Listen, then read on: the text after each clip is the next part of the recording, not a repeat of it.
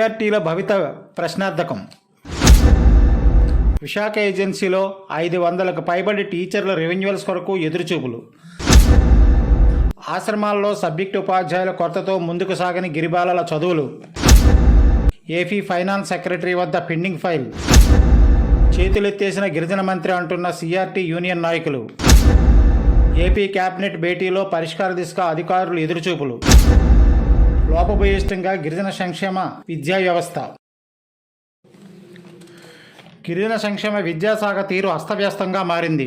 పూర్తిస్థాయి ఉపాధ్యాయుల నియామకాలు జరపలేక గత కొన్నేళ్లుగా తాత్కాలిక పద్ధతిలో సిఆర్టీ వ్యవస్థను తెరపైకి తెచ్చి ఉపాధ్యాయుల కొరతను నెట్టుకొస్తున్నారు. ఈ ఏడాదికి దీనికి భిన్నంగా కరోనా తర్వాత పాఠశాలలు ప్రారంభించి నెలలు గడుస్తున్నా ప్రభుత్వం సిఆర్టీల రెన్యువల్స్ను నిలిపివేసింది. దీంతో పాఠశాలలో ఉపాధ్యాయుల కొరత వెంటాడుతుంది. విశాఖ ఏజెన్సీ గిరిజన సంక్షేమ పాఠశాలల్లో పూర్తిస్థాయి చదువులు సాగలేదనే చెప్పాల్సి వస్తుంది. మరికొన్ని జీపీఎస్ ప్రాథమిక పాఠశాలల్లో ఉపాధ్యాయులక విద్యార్థులకు ఆటవిడుపుగా పాఠశాలలు తయారయ్యాయి. రాష్ట్ర రాజధానికి ఈ విషయం అధికారికంగా మరియు సిఆర్టీల సంఘ నాయకులు చేరవేసినా ఫలితం లేకపోవడం విశేషం. సిఆర్టీ ఉపాధ్యాయులుగా విశాఖ ఏజెన్సీలో సుమారు 500కు పైబడి పనిచేస్తున్నారు. ఇందులో ఐటీడీఏ పరిధిలో నడుస్తున్న జీపీఎస్ పాఠశాలలో సిఆర్టీలుగా 180 మంది విధులు నిర్వహించేవారు. గత కొద్ది నెలలుగా జీతాలు లేకపోయినా ఈ సిఆర్టీలు వృత్తిని నెట్టుకొస్తూనే ఉన్నారు. ఈ ఏడాదికి గాను ప్రభుత్వం పూర్తిగా సిఆర్టీల రెన్యువల్స్ చేయకుండా తాత్సారం చేస్తుంది. ఏపీ రాష్ట్ర ఫైనాన్స్ సెక్రటరీ వద్ద వీరి ఫైల్ పెండింగ్లో ఉంది. సిఆర్టీ సంఘ నాయకులు పలుసార్లు ఇప్పటికే కలిసి ఫలితం దక్కకపోగా జాప్యం చేస్తున్నారనే వాదన బలంగా వినిపిస్తుంది. దీంతో పాఠశాల చెప్పాల్సిన ఉపాధ్యాయులు ఇళ్లకే పరిమితమయ్యారు. దీంతో పాటు గిరిబాలల చదువులు అటకెక్కిపోతున్నాయి. ఒక ప్రాథమిక పాఠశాలలో సుమారు 4200 మంది విద్యార్థులకు ఆటవిడుపుగా విద్యా విధానం సాగుతుండటం సందేహం లేదు. ఆశ్రమ పాఠశాల పరిధిలోకి వస్తే విద్యార్థుల సబ్జెక్ట్ టీచర్స్ లేకపోవడం, ఉన్నత ఉపాధ్యాయులతో సర్దుబాటు చేసిన తరగతులు నిర్వహించడం కానవస్తుంది. ఎమ్మెల్యే పాఠశాలల తనిఖీల్లో అధికార సంస్కరణల మార్పు. తాంబూలాలు ఇచ్చేసాం, తన్నుకు చావండి, డామిట్ కథ అడ్డం తిరిగింది అన్న రీతిగా ఉంది. పాడేరు నియోజకవర్గ శాసనసభ్యురాలు ఇటీవల చింతపల్లి మండలం బౌరితి గ్రామంలో జీపీఎస్ ప్రాథమిక పాఠశాల తనిఖీ నిర్వహించారు. ఆ పాఠశాలలో విద్యార్థులు పాటలతో కనువిందు చేయడంపై ఆమె కన్నుపడింది. దీంతో ఆమె ఆ పాఠశాల విద్యార్థులతో అక్షర జ్యోతిని వెలిగించే విధంగా కొంత సమయం వెచ్చించి ఉపాధ్యాయులకు ధీటుగా పాఠాలు చెప్పారు. సామాజిక అభ్యున్నతి దిశగా గ్రామస్తులను సమన్వయపరిచి ఆ పాఠశాల ఉపాధ్యాయుల తీరుపై ప్రశ్నించారు. ఆ సమయంలో వ్యవహారిక భాషలో ఎమ్మెల్యే ఉద్వేగభరితంగా ఉపాధ్యాయులపై అనుచిత వ్యాఖ్యలు చేయడంతో అక్షర సేద్యంపై పరిచయం లేని వారు కూడా ఒక్కసారిగా అవాక్కయ్యారు. ఈ వీడియో సామాజిక మాధ్యమాల ద్వారా టెలికాస్ట్ కావడంతో ఉపాధ్యాయ వర్గాలతో పాటు సంఘ నాయకులకు ఈ ఎమ్మెల్యే తీరుపై గుర్రుగా ఉన్నారు. విశాఖ ఏజెన్సీ పాఠశాలల్లో ఈ అంశాలు ఉపాధ్యాయుల్లో ఆసక్తి రేకెత్తిస్తుంది.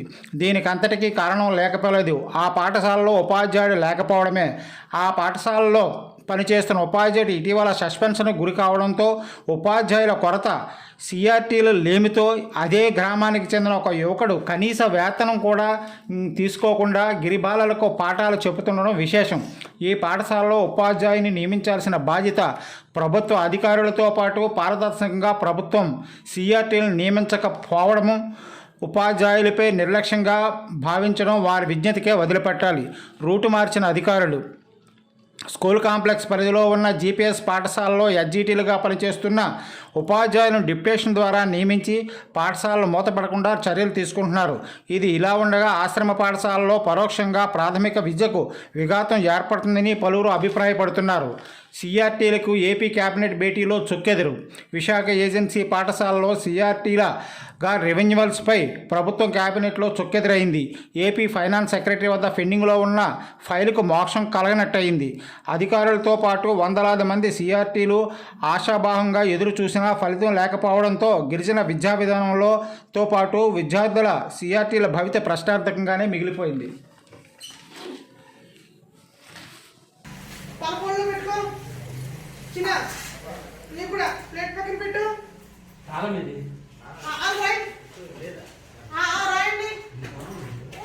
డోర్లు వేసేసుకొని టీచర్లు రాక ఒక పలక పుల్ల ఉండదు, పలక ఉండదు.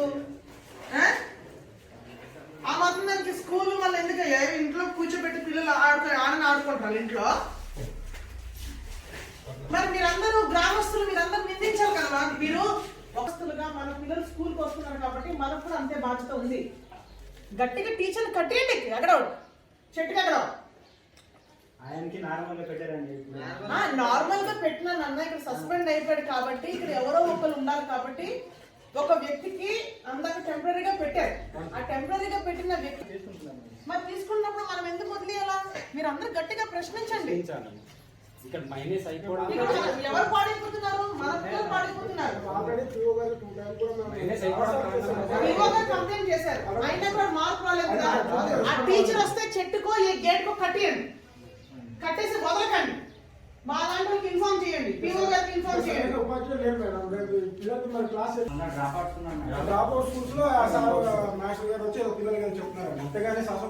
ఫోన్ చేస్తారు మళ్ళీ